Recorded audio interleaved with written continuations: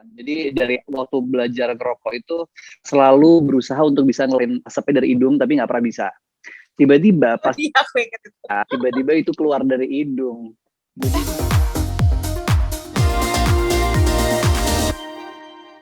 Morning. Morning. Nih tasnya. Oke. Mas, aduh, tumben banget kamu beli kemeja sendiri. Emang kamu ada acara apa?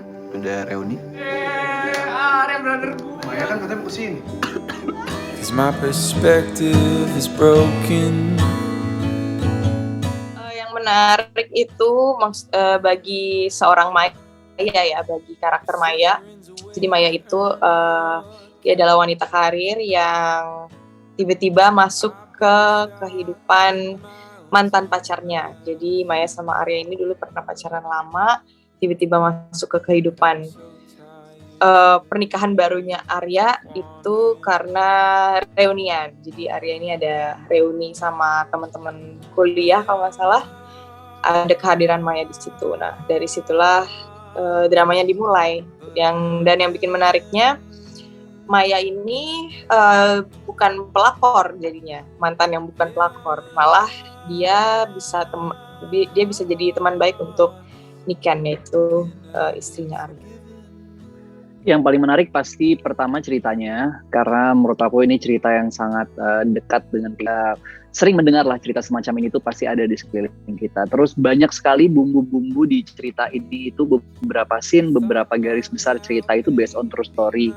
Terutama dalam hal ini cerita pribadi dari Ibu Erna selaku produser pelaksana film ini. Terus juga pastinya lawan main yang sudah saya kenal jauh sebelum produksi, jadi saya merasa udah kayak ya circle-nya nggak perlu membangun terlalu sulit lah, circle-nya udah pada kenal semua lah gitu. Terus juga dari penyutradaraan Mas Eman juga ini kali pertama saya project bareng sama Mas Eman dan selalu happy untuk bisa bekerja sama dengan director yang sebelumnya belum pernah bekerja sama. Jadi pengen tahu sih metodenya seperti apa dan lain-lain. Jadi yang paling menarik nomor satu tetap ceritanya sih.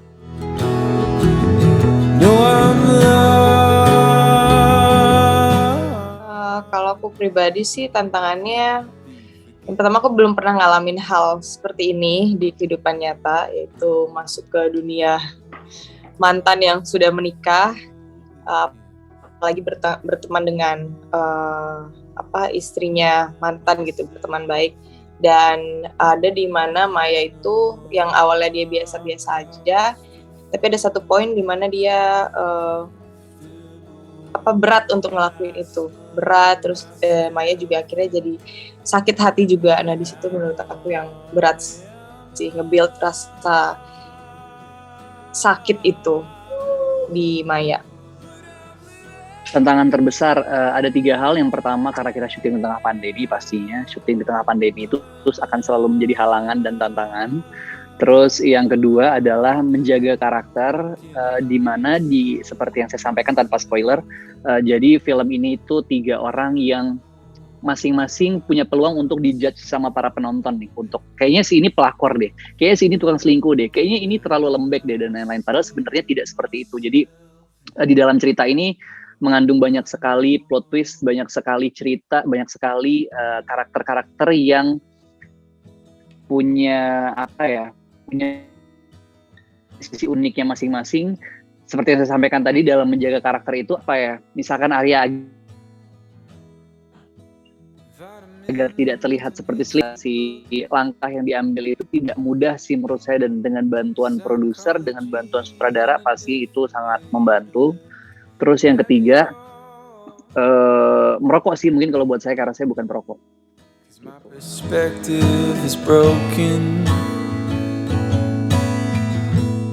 Kalau kejadian lucu mungkin mungkin lebih ke sebelum syuting, mereka jadi aneh aja rasanya karena selama ini nggak pernah ngerokok, terus harus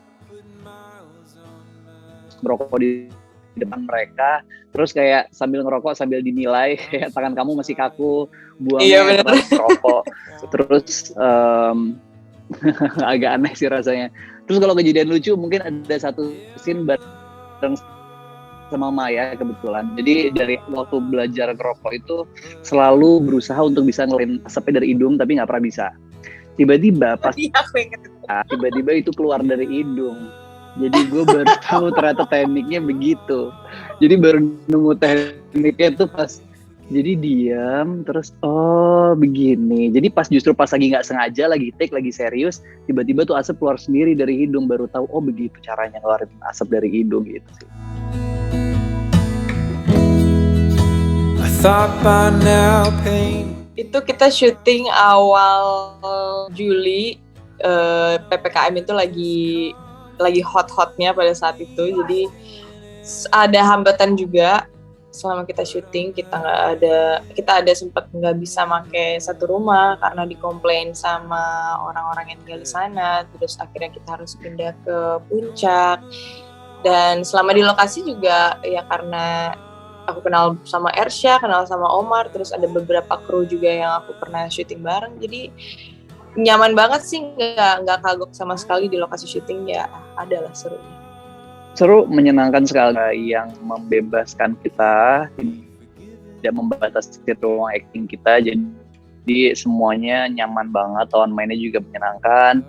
Hambatannya ya bener yang Angela bilang tadi, mungkin karena tengah-tengah kita lagi syuting tiba-tiba PPKM dadakan, jadi harus berpindah-pindah lokasi, terus protokol kesehatan harus semakin diperketat lagi, itu aja sih, selebihnya sih menyenangkan semuanya mana-mana.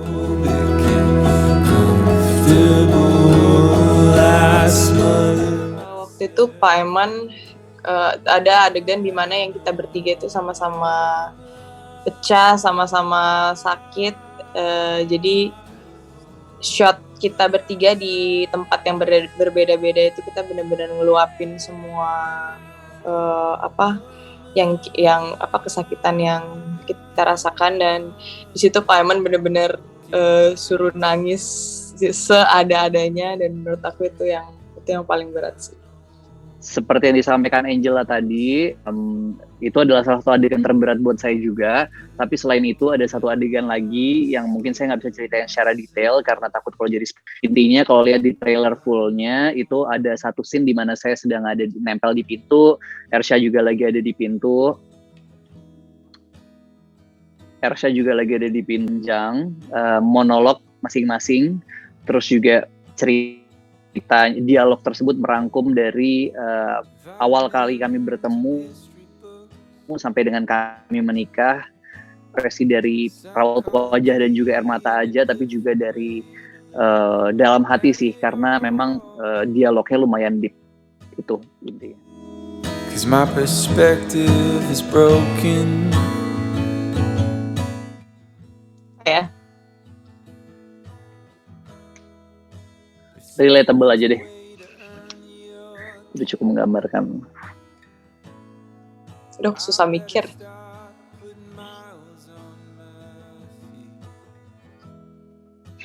Ikhlas. Kehadiran kamu seperti tamparan saat aku tahu kamu adalah seseorang dari masa lalu Mas Arya. Yang namanya manusia itu harus belajar.